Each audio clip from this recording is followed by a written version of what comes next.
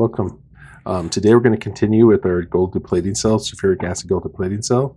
We're going to go through a couple of basket designs as well as a couple of different kinds of materials. So first, we took our original basket. We've lowered that front lip so that electrolyte can flow over. We put a handle on it so that we don't have to use tweezers to help get it out of the bucket. Our cathode is the same, so that's going to be our cell that we're going to test first. The other addition we did is I have another Pyrex dish here at the same size as the cell that we're going to use as a drip tray. This will allow us to lift the basket out, set it in here. It can drip nicely while we work with the material and the basket itself into our staging container before rinse. And then we can just lift our basket back in. Seems to be a little more convenient way of doing this than what we had previously. All right, we're going to go ahead and open up the cell and get things hooked up. First, we're going to put the cathode in, get it nice and set over the edge here, make sure it's good and secure on the Pyrex. Then we'll hook the negative, the black power, the power supply up to the cathode so that that end is ready to go. The first thing we're going to try at this new basket is we're going to try to do a full basket of gold-plated material. So we're going to start with loading gold filled into our basket. It's not sitting on the tray real well, so I'm going to do a quick adjustment here. I want to make sure this goes down into the acid of the cell nicely and is really easy to work with. So we're just going to bend it a little bit, see if that's nice and loose. We're going to finish loading up this basket with gold plate, junk jewelry, and we're going to go ahead and submerge this into the cell. Hook up the red component of the power supply to the basket. Doesn't matter where we hook it as long as it's getting connection through the basket.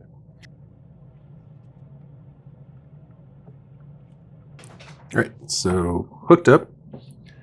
Go ahead and turn our power supply on. I'm going to set the voltage to between 6 and 7 volts. We can see the foam bubbles foaming around the cathode already, which means we're getting current through the cell. Also, I've turned this power supply. You can see we're pulling about 5 amps at 6.7 volts. And that's a pretty decent amount of current, which means that the deplating cell is starting to work. I do want to point out today is a much warmer day than when I did the first video. Our electrolyte is starting at about 70 degrees, which doesn't leave us a ton of room for heating. Hopefully we don't run into an issue, but if we do, we'll shut it down and let it cool down. So I'm going to go ahead and throw the video on time lapse so we can see if our basket design is helping us enhance the electrolyte flow.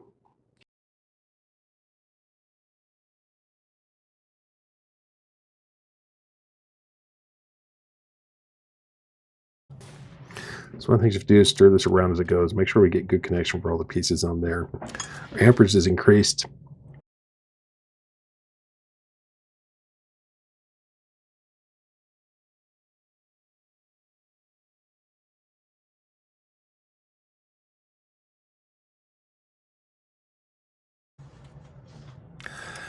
Our amps going through the cell have gone down significantly. We've got most of the pieces covered and out. So we're going to pull these out, take a look at them. It looks like there's still some gold in there, but I suspect based on the cell behavior, what we're really just seeing is brass made to look like gold when the gold plating wears off. Go ahead and pull those out. We'll take a look at those a little closer, kind of put them in the dish here. But I do think it's one of those things you have to consider, even if you do see a little bit of gold on there. This is plated material. It is such a tiny amount to begin with, and chasing every speck, there does become the point of diminishing returns. But overall, I think it performed very well. The electrolyte did heat up quite a bit. Part of that's because it started warm. But as we look through this, I'm looking at pretty good deplating. Overall, I'd say the basket and the cell are working fairly well. Because of the warmth and how warm it is today, I'm going to go ahead and disassemble and cover our cell. We're going to come back to this tomorrow. This acid isn't going to cool down enough to give us a really usable cell in any kind of time today. But we'll come back at tomorrow in the morning. Everything should be nice and cool then. Tomorrow we'll run a full batch of gold fill material, see how it performs on that.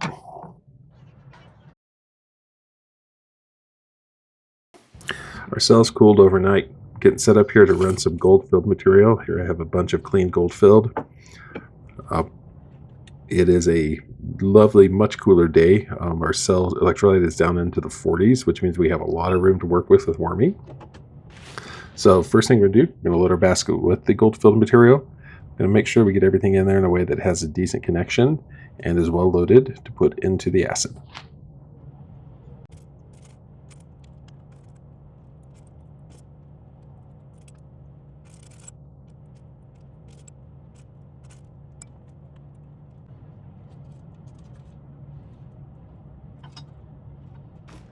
So for our gold filled, we're going to go ahead and attach the anode power supply first, and we're going to turn our power on.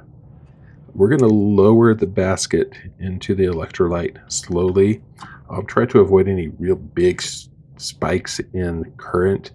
There's a lot more gold in gold filled than there was in the plated, and so we just want to be careful. We have the power supply set at 10 volts. I can already see that we are pushing through 40-50 watts worth of energy. We have foam at the cathode, so we're going to put this on time lapse and see where we go.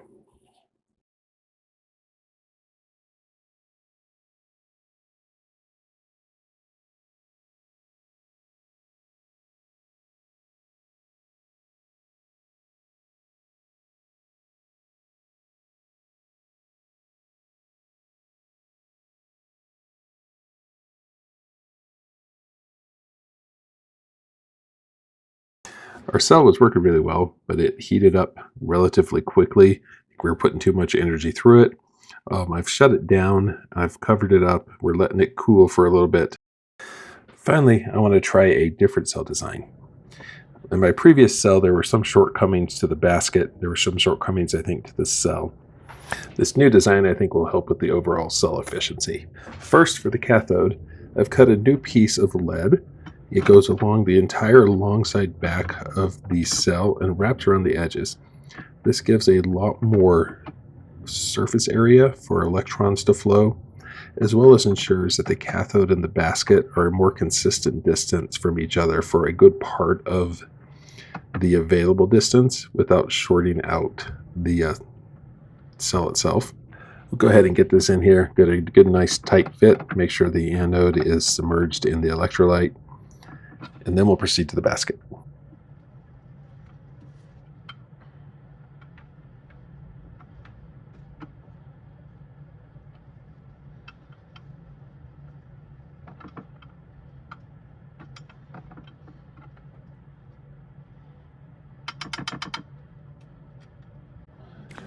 For our basket, we've redone this. We've used a much less tight weave copper mesh with a single layer. This is going to help with draining. It's going to help with cleaning. We're obviously going the long direction. It gives us more surface area. We're not necessarily going to put more items in the basket, but this will allow us to get better contact with those items in the copper so that we get more effective deplating. I have the handle set, so as long as they're on the outside, we don't have an issue with the basket being able to touch the cathode, so we don't short the cell out. So we'll go ahead and drain this out. We'll still use our drip tray, which turns out I have to turn the other direction now to effectively use. So get that set up. We'll get this basket loaded. We're going to try this with gold-filled jewelry again. So we're going to get this set up over here, and we're going to load the basket with some gold-filled jewelry. And then we'll give this a test run, see how it works.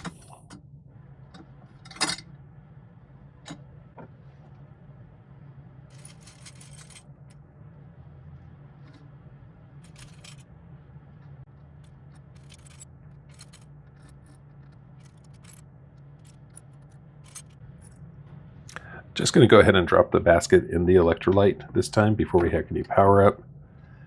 Then we'll hook up our power, both the black and the red, turn this on, and you can see instantly we get good foaming all the way around the edges. Going to go, and again, we'll just watch how this works on a little bit of time lapse. Electrolyte's nice and cool, so we're good there.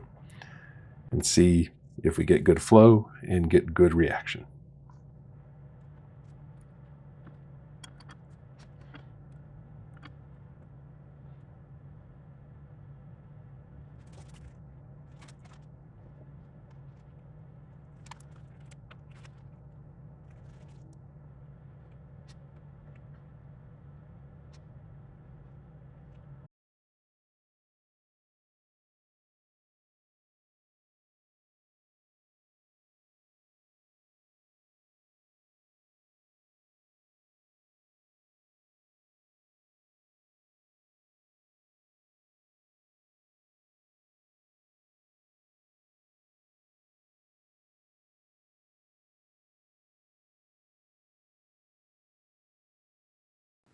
Managing the heat has been my biggest problem. Done some research. I ran a few extra new runs of gold filled. I think I have it nailed down. So let's go over managing the cell. So when you think about a cell, it's really just a battery. You have an anode, you have a cathode, you have electrolyte in between where the current flows through. That's all sulfuric acid. When there's no load on the cell, there's 0 amps flowing through the cell. When there is a load, there's current that goes through. So where we have our gold, we put our gold in here. That creates a load on the cell. It's an energized area around the gold, which changes also our sulfuric acid to parasulfuric acid, which is an oxidizer, will dissolve the gold. As dissolved gold moves away into the regular acid, it then precipitates back out as that black powder of metallic gold into the cell. That said, if we think about the cell, it is basically driven by energy. It makes it happen. Energy is our volts times our amps, gives us watts, a measure of how much energy is going into the cell. Think of it as a light bulb. The more energy, it strips the gold faster, but it also creates more heat, just like a light bulb does. A 100-watt bulb is very, very hot compared to a 10-watt bulb. So cell control is all about managing the heat. For a sulfuric acid cell, we need to keep the sulfuric acid below 105 degrees Fahrenheit. Anything over that, and we'll start to have all kinds of problems. So as we approach it, it means we have to shut the cell down. Heat management, fairly simple. You have heat that comes into the cell. You have heat, which is really the energy we put in from our power supply. We have heat that is generated in the cell that comes from the chemical reaction that happens when the gold is dissolved. And then we have heat that goes out of the cell, which is really whatever kind of cooling system we're using. And in our case, we're using just environmental cooling. We don't have any mechanical system on there. So in order to keep our cell done, we need to essentially get equilibrium. We need A, the energy we put in, plus B, the chemical, to be equal to C, the energy that's going out of the cell. When that happens, we should have no increase in the actual heat of the electrolyte within the cell. So again, what do we have here? We have A as our power supply, B is the heat coming from the chemical, C the environment. We can't control the environment. We also really can't control the chemical reaction. We need that to happen, otherwise the gold doesn't deplay. But we can absolutely control the power supply, and so as we go forward to manage our heat, we have to manage our power supply. So managing the power supply, again, let's remember that watts or energy is volts times amps. That is the energy we're putting in. Also remember, amps is current. That happens when there's gold creating load on the cell. And deplating is complete when the gold is done and the amps go to 0. This means although we put an upper limit on amps, we really don't want to control the amps amount. We need it to vary as the gold deplating completes. That means voltage is what we have to monitor and manage. That starts with monitoring the temperature.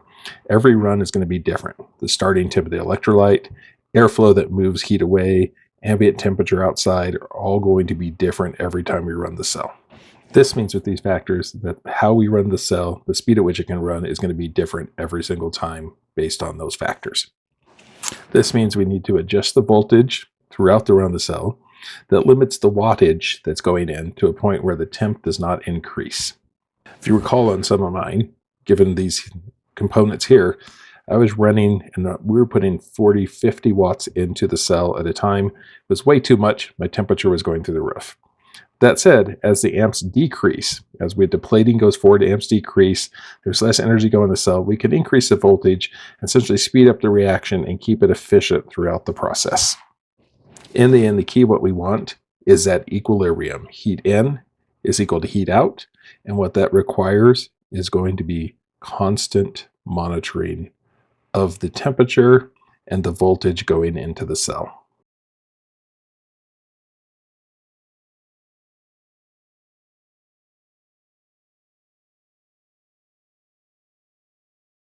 All right, well, that concludes this part of our sulfuric stripping cell videos.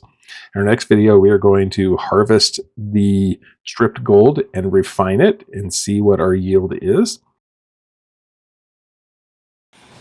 Thank you for watching. If you enjoyed this video, please like and subscribe. Comments, particularly on videos like this where I'm learning as I go, are always welcome. If you'd like to see how I built the original cell or the refining, please check out my previous and my upcoming videos as well. Thank you.